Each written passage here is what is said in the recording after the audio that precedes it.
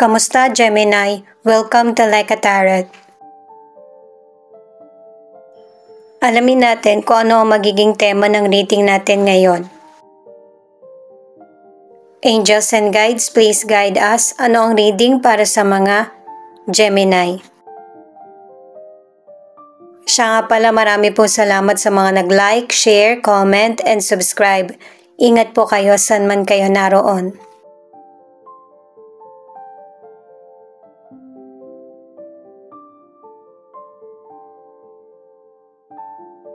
Itong the moon, ang ibig sabihin may mga sitwasyon sa buhay mo na kailangan ikaw ang gagawa or magdedesisyon. May posibilidad na magkaroon ng misunderstanding dahil na rin sa hindi alam ng kapwa mo or ng person mo kung ano talaga yung kailangan mo. At saka warning din ang card na ito na parang asukal na akala mo dahil sa parehong puti, matamis, pero isa pala doon ay asin. Marami talagang sitwasyon na ganyan na nalilin lang tayo. Kapag nakaramdam ka na, unti-unti ka nang umiwas. Alamin naman natin kung ano ang message ng mystical cards, pero kunin muna natin lahat ng cards mo.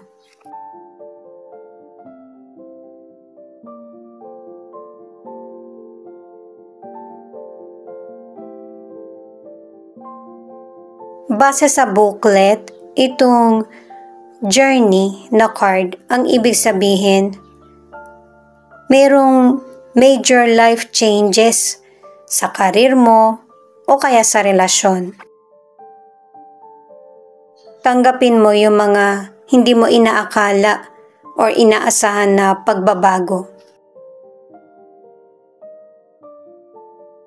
Itong next card na endings, magandang card ito na ang ibig sabihin, kung meron mang kalungkutan na dumating sa buhay mo, meron namang bagong simula na positibo na darating.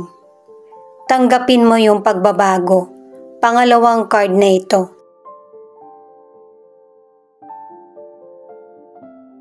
Itong wonder na card, ang ibig sabihin naman ay ipakita mo yung totoong ikaw. At saka nakadalawang cards ka na gamitin mo yung talas ng pakiramdam mo. Kasi bibigyan ka ng magandang oportunidad ng universe na para magkaroon ng abundance at saka advancement sa buhay mo. Kung paano mo malalaman yung signs sa dreams o kaya sa sitwasyon na nauulit. Ibig sabihin, meron kang routine na dapat baguhin or ihinto. Ito naman yung angel number mo.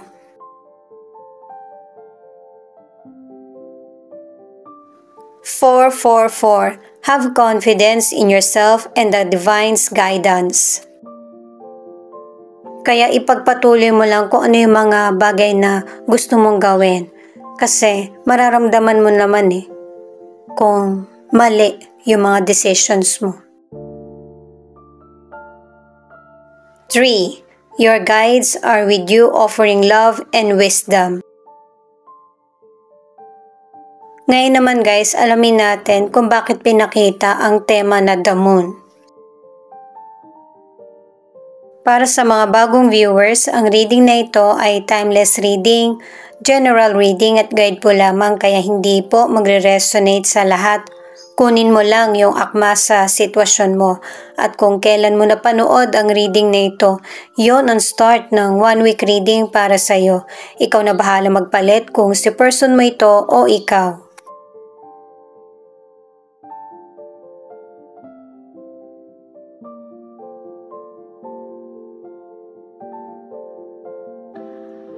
Ang cards mo ay 3 of Cups, 7 of Wands, at the Hierophant.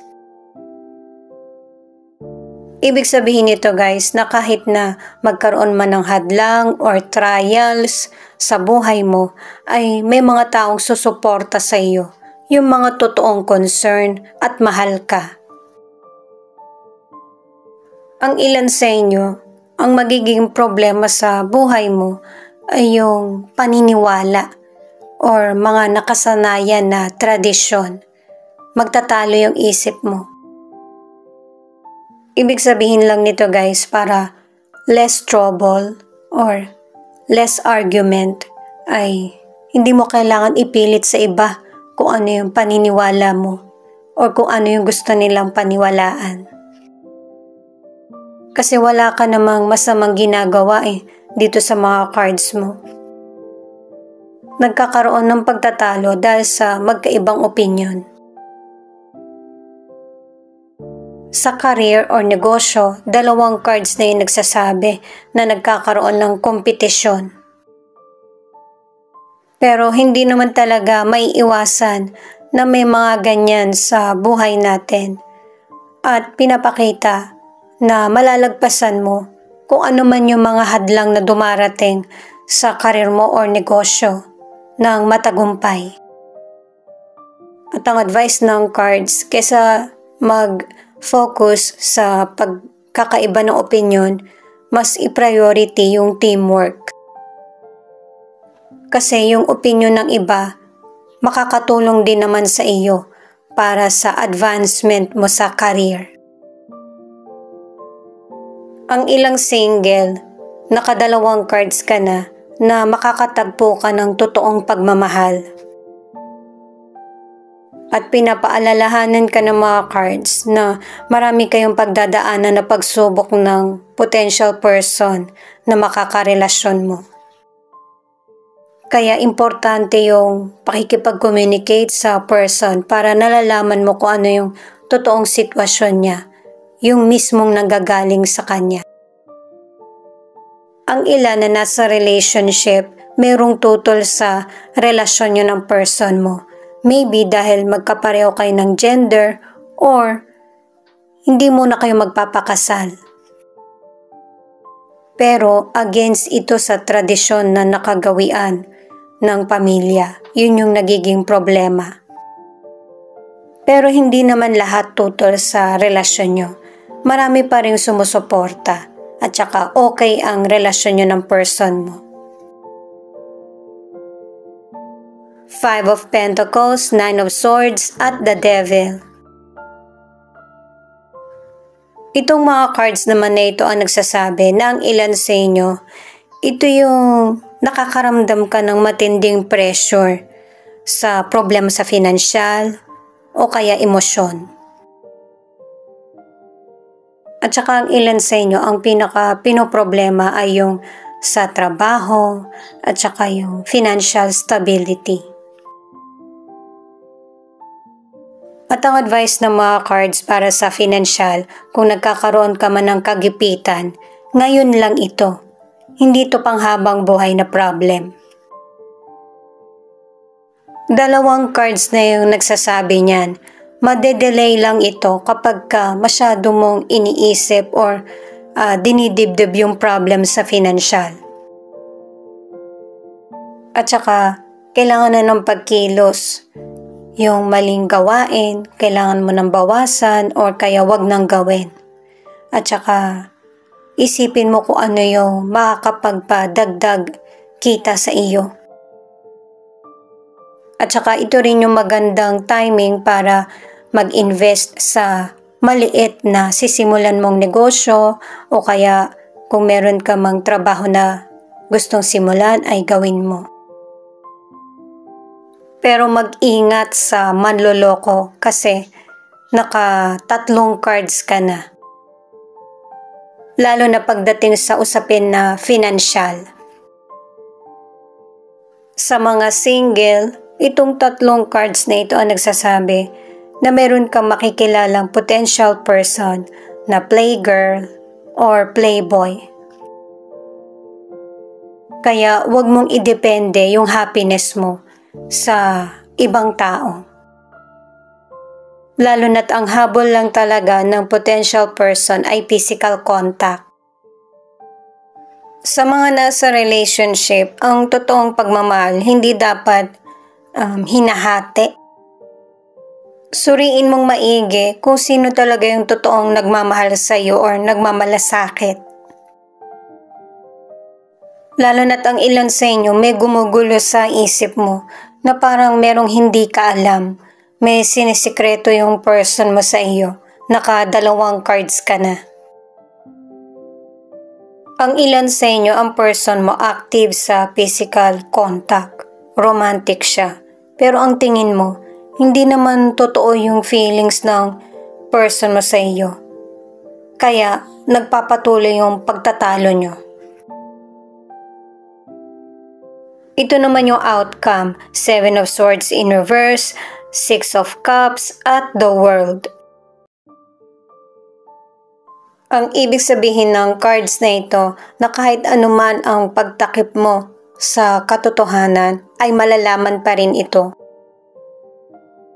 Kung hindi man ito malaman ngayon ay soon. At itong katotohanan na ito ang magpapalaya sa iyo. Kahit na magdala man ng pain itong katotohanan, ay ito yung pinaka-best na solution para sa iyo. Ang ilan sa inyo, nagpapakatotoo ka sa kalusugan mo na hindi mo talaga kayang mag-diet. Ang ilan sa inyo, hindi ka nag-iingat, makulit ka at saka malikot, kaya na-aksidente ka. Ang ilan naman sa inyo ay healthy, kaya napapanatili mo yung maayos na kalusugan. Sa mga single, nangyayari ito sa lahat sa atin na meron talagang person na ayaw nating makasama. Pero, pinapakisamahan pa rin natin. Lalo na't ang ilan sa inyo, ayaw mo na makasama yung person pero yung tadhana mismo ang naglalapit. At saka ang ilan sa inyo, nasa ibang lugar ka na or ibang bansa. Pero makikita mo pa rin yung person na ayaw mo. May posibilidad na mahanap ka niya online or makilala mo yung may ka-connection sa kanya. Ang ilan sa inyo sa relationship, magkakahiwalay kayo ng person mo. Gagawa siya ng maraming alibay at sisisihin ka pa niya. Makahiwalay lang sa iyo.